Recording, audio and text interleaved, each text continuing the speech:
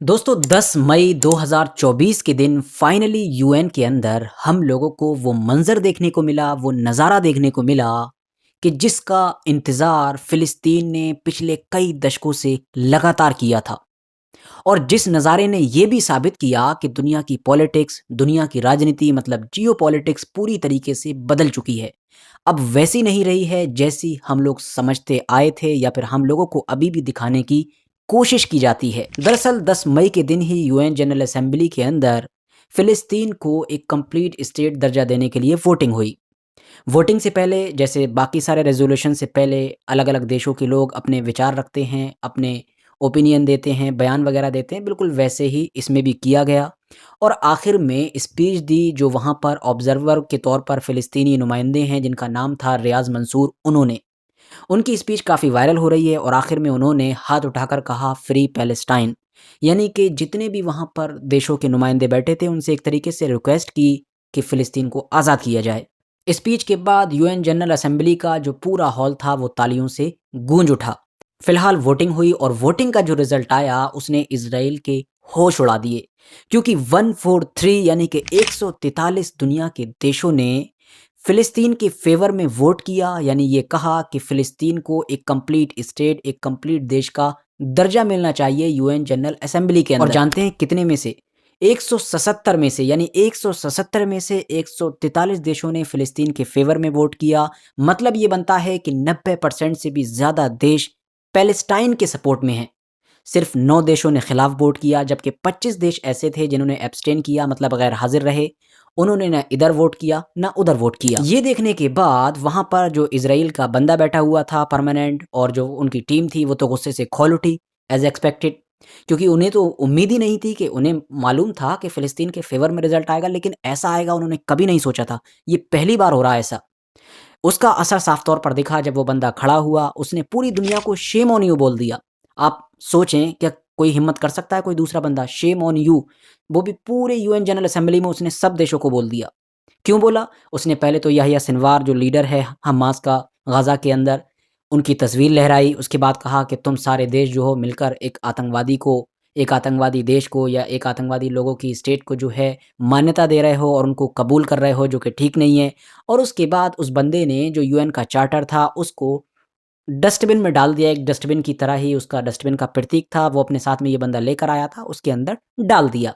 और उसके बाद शेम ऑन यू कहा और वहाँ से चला गया। अच्छा, यहाँ पर गौर करने वाली बात ये भी है कि इस तरह से जनरल असेंबली के अंदर खड़े होकर सारे देशों को मुखातब करके शेम ऑन यू सिर्फ इजराइल ही बोल सकता है, कोई और ऐसा नहीं कर सकता।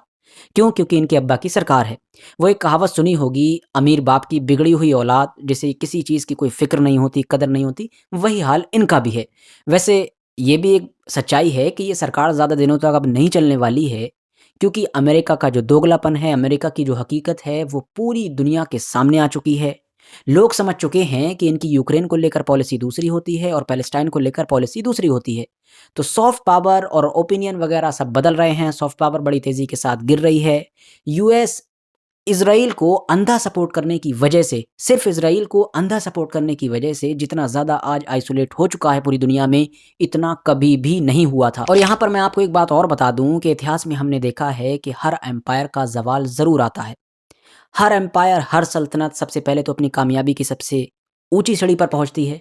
वो चाहे कोई भी एम्पायर रहा हो और उसके बाद वक़्त के साथ गिर जाता है अपनी ही प्रॉब्लम्स की वजह से, अपनी ही ख़ामियों की वजह से। अमेरिकन एम्पायर का दौर चल रहा है पिछली 1 डेढ़ सदी से। इस एम्पायर को भी ज़वाल आएगा, लेकिन अब जैसा कि मुझे लगता है और बहुत सारी जगह पर मैं पढ़ता भी हूँ, जैसे एक्सपर्ट्स कहते हैं कि मुमकिन है कि अमेरिकन एम्पायर का ये ज़वाल इज़राइल को अंधा सपोर्ट करने की वजह से आ जाए। क्योंकि अमेरिकन एम्पायर ने अपने आप को कायम रखने के लिए जिस तरह के कायदे कानून बनाए थे, जिस तरह से ये पूरा यूएन का जाल बिछाया था, ये सब करा था, इन सब के साथ वो अब खुद ही समझौता करने लगा है, उनकी खुद ही धज्जियाँ उड़ा रहा है। और किस लिए? अपने लिए नहीं, अपने फ़ायदे के लिए नहीं, सिर्फ़ और सिर्फ़ इज़राइल के लिए। अब आखिर में सवाल यही है कि ये सारी वोटिंग वगैरह तो हो गई, लेकिन इससे होगा क्या? क्या फ़िलिस्तीन आज़ाद हो जाएगा? क्या फ़िलिस्तीन को यूएन में एक परमानेंट स्टेट का, एक कंप्लीट स्टेट का दर्जा मिल जाएगा? तो जवाब है नहीं। बल्कि ये तो सिर्फ़ 90 और 94% से ही पास हुआ है, जो कि बहुत है। अगर 100% से भी ये रेज़ोल्यूशन पास हो जाता, तब भी फ़िलिस्तीन को एक कंप्लीट स्टेट का दर्जा नहीं मिलता, इस रेजोल्यूशन की वजह से। हाँ, थोड़े बहुत राइट्स बढ़ जाएंगे जो जाहिर है आने वाले दिनों में हमें देखने को मिलेंगे फ़िलिस्तीन के पास बढ़े हुए। जैसा कि मिसाल के तौर पर अब वो हर मुद्दे पर अपनी बात रख सकेगा, इवन उसको परमानेंट सीट भी मिल जाएगी यूएन के अंदर, ताकि वो हर मुद्दे पर अपनी बातचीत रख सके। लेकिन वोटिंग का अधिकार उसको फिर भी नहीं होगा, किसी मुद्दे पर वो वोटिंग नहीं कर सकेगा। लेकिन इस रेजोल्यूशन के पास होने की वजह से फ़िलिस्तीन स्टेट बनने की तरफ एक बड़ा और पहला पॉजिटिव कदम ज़रूर उठ चुका है। और इसका मेन मकसद यही है कि दुनिया के सारे लोगों को पता चल सके कि आखिर दुनिया के सारे देश इस मैटर पर कहाँ खड़े हुए हैं। और अब ये दुनिया देख चुकी है कि दुनिया के देश इस मैटर को लेकर कहाँ खड़े हुए हैं। वैसे यहाँ पर मैं ये बात बता दूँ कि ये जो रेजोल्यूशन आया है, ये आया ही इसी वजह से था क्योंकि पिछले ही महीने यानी कि अप्रैल में जब सिक्योरिटी काउंसिल में फ़िलिस्तीन को एक कंप्लीट स्टेट बनाने के लिए एक रेज़ोल्यूशन पहुंचा था, तो उसको यूएसए यानी कि अमेरिका ने वीटो कर दिया था। वीटो करने के बाद कानूनी तौर पर इसको जनरल असेंबली में आना था, जो कि आया भी, ताकि एक बार फिर से इसके ऊपर वोटिंग हो और देखा जाए कि बाकी दुनिया इस पर क्या सोचती है। और उसी के अकॉर्डिंग फिर सिक्योरिटी काउंसिल के जो 5 मेंबर हैं परमानेंट, यानी कि अमेरिका, ब्रिटेन, फ्रांस, रशिया और चाइना, उनको ये मैसेज दिया जा सके कि भाई देख लो दुनिया कहाँ खड़ी है, उसी हिसाब से तुम भी फैसला ले लो। तो वहाँ से ये जनरल असेंबली में आया और अब फिर वहीं पर जाएगा कि देखो दुनिया ने ये फैसला सुना दिया है, उसी हिसाब से तुम भी फैसला करो। लेकिन हम जानते हैं कि दस्तूर के मुताबिक अमेरिका फिर से इसको वीटो ही करेगा। लेकिन इस बार जब वो वीटो कर रहा होगा, तो इस शर्मिंदगी के साथ और इस बेइज्जती के साथ कर रहा होगा कि दुनिया के 90% देश उसके खिलाफ खड़े हुए हैं। इवन उसके खुद के देश में भी लगातार प्रोटेस्ट हो रहा है, मूवमेंट चल रहे हैं फ़िलिस्तीन की सपोर्ट में। और इन सारे मूवमेंट को उसके अपने ही देश के स्टूडेंट्स सपोर्ट कर रहे हैं, लीड कर रहे हैं। फिलहाल दोस्तों, ये थी वो कहानी कि जो 10 मई के दिन यूएन के अंदर नजर आई थी। वीडियो अगर जानकारी से भरपूर लगी हो, वीडियो को लाइक कर सकते हैं, दोस्तों के साथ ज़रूर शेयर कर सकते हैं। और इसी तरह की वीडियोस आगे भी देखने के लिए मेरे इस चैनल को ज़रूर सब्सक्राइब कर लें, ताकि जब भी मैं नई वीडियो लेकर आऊँ तो आप लोगों तक सबसे पहले पहुँच सके।